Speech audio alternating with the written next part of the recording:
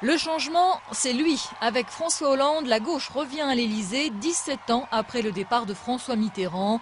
L'ivresse de la victoire après plus d'un an de campagne. Selon des résultats encore partiels, le candidat socialiste a obtenu plus de 51% des voix contre moins de 49 pour Nicolas Sarkozy, contraint de quitter le pouvoir après un seul quinquennat.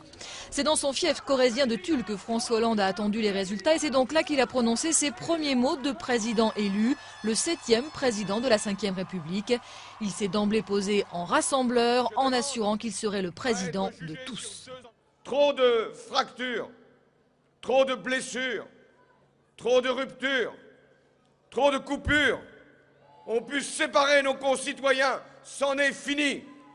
Après ce bain de foule à Tulle, François Hollande a rejoint Paris aux côtés notamment de Valérie Trierweiler, sa compagne journaliste qui devient donc ce qu'il est convenu d'appeler la première dame de France. Paris où, comme en 1981, les militants de gauche se sont massés place de la Bastille pour fêter la victoire de leur candidat.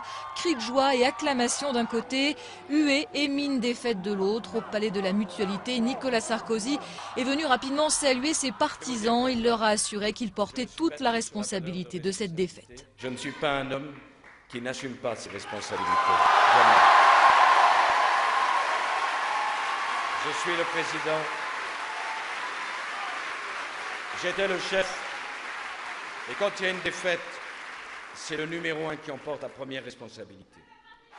Nicolas Sarkozy a ajouté qu'il allait redevenir un Français parmi les Français. Il ne mènera pas la bataille des législatives, même s'il l'estime gagnable. Il avait prévenu avant même d'entrer en campagne qu'il se retirerait de la vie politique en cas de défaite.